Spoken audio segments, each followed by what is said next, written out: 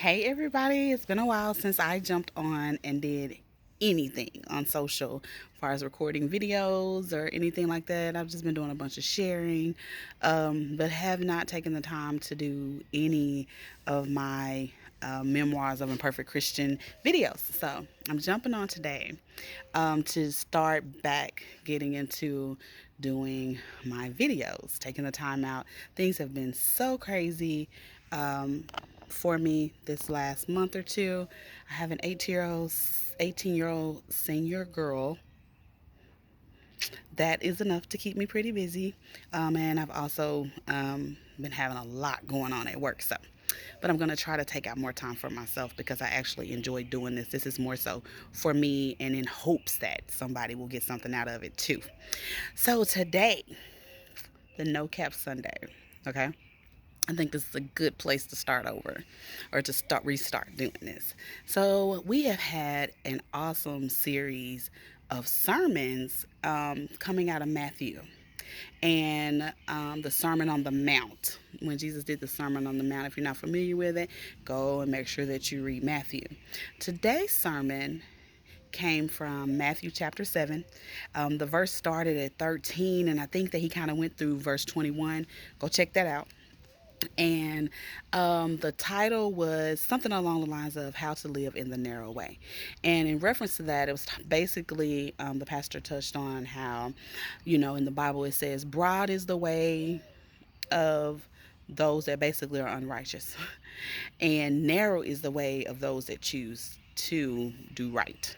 Okay, so that's my what you call it summary of how I translate it. And so, some of the things that I got out of the sermon today that were just really good and just kind of stood out for me. One of the things that he talked about is how the things that we don't do are not necessarily because we can't, it's because we don't want to. And that kind of, anytime, first of all, let me say, if you go to a church and your pastor preaches and you never be like, ooh, ouch, he's talking about me, then you're at the wrong church, okay? Switch up.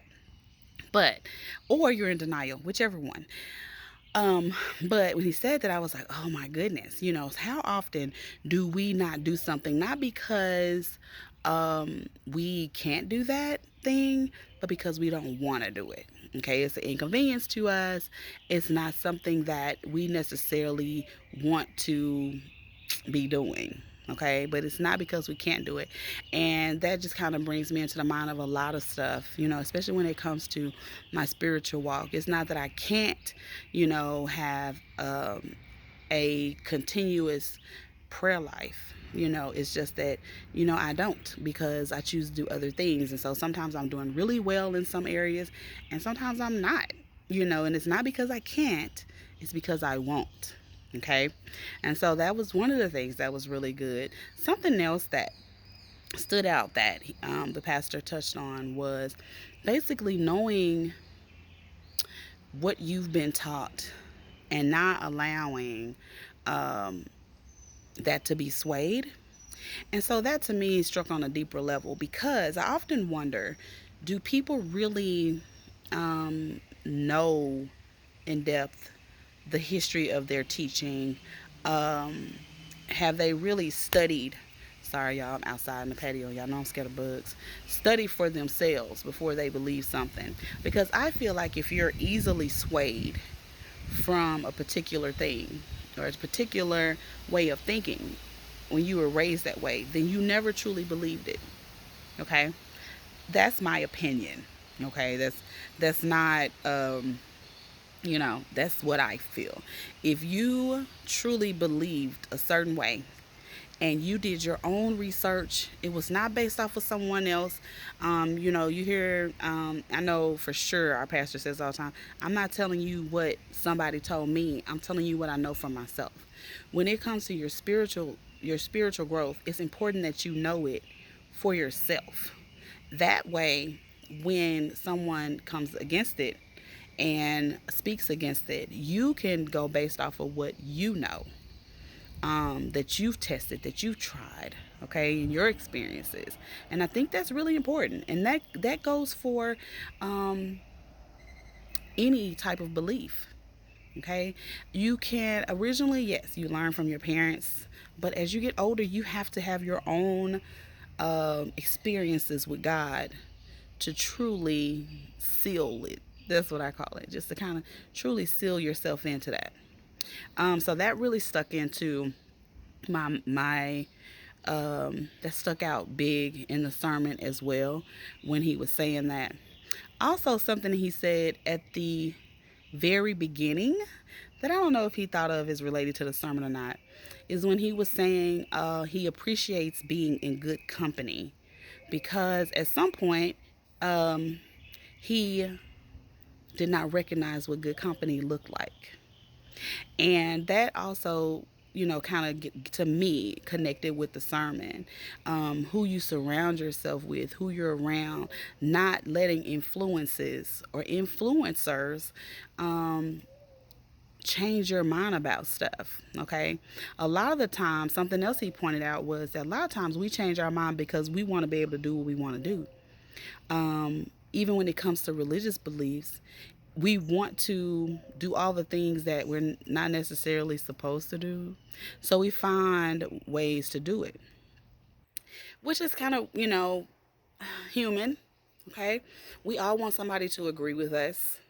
A lot of times, and I've kind of grown past this, I had certain friends that I would call if I wanted a certain standpoint on something, if I wanted them to agree with me, I knew who to call, that would go along with what I was saying and be like, yes, that makes sense. And so a lot of the times we're living in a world, a feel good world of it feels good to me. So what's the problem? I want to be able to do it because this is how it feels good to me. And so it's very interesting how we as humans, make decisions based on how we want to feel. That wasn't something that he necessarily said in his sermon, but that's something that I felt when I was, listening to the sermon. So those are the things that I got out of this sermon. Now, let me rewind to a sermon that we had, I think it was either last week or the week before, where we were talking about, or he was preaching about judging, being judgmental. This is something that is kind of a pet peeve of mine because people say, well, don't judge me. You do stuff wrong too. Sometimes it's not being judgmental, it's having sound judgment. And see how that works? There's a difference in having sound judgment and recognizing right and wrong versus being judgmental. Here's an example. If I say to you, it's wrong to steal, that's to me, that's what righteous judgment looks like. That's sound judgment, me saying it's wrong to steal. But if I say it's wrong to steal and because you do, you're going to hell, that's me being judgmental. I don't have that right. I don't have heaven or hell to put you in. Okay. But I do have a right to say if something's right or wrong. You know, um, and to me, that's any of us. We can say, okay, well, that's not right. That's wrong. And then once I say it, I mean, at the end of the day, it's your business what you do with it. It's your business what you choose to do. But if you, in most cases, and the older I get, and, if you ask my opinion about something, if you want to go along and get along type of person, that's just not me.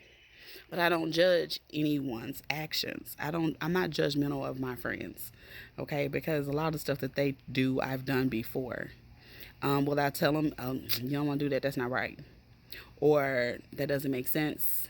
I've been in that spot before, and it doesn't make sense to do that to yourself. That's not me judging them at all. That's me trying to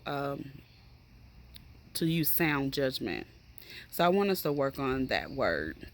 I'm not saying that someone's judging you when they say something is wrong, or even saying, well, you do this and that's wrong too. It's like, yeah, it is. We're both wrong. But you can't condemn me to hell, and I can't condemn you to hell either. So that's the caveat to this video, because I love that sermon and I didn't do any type of recap on it.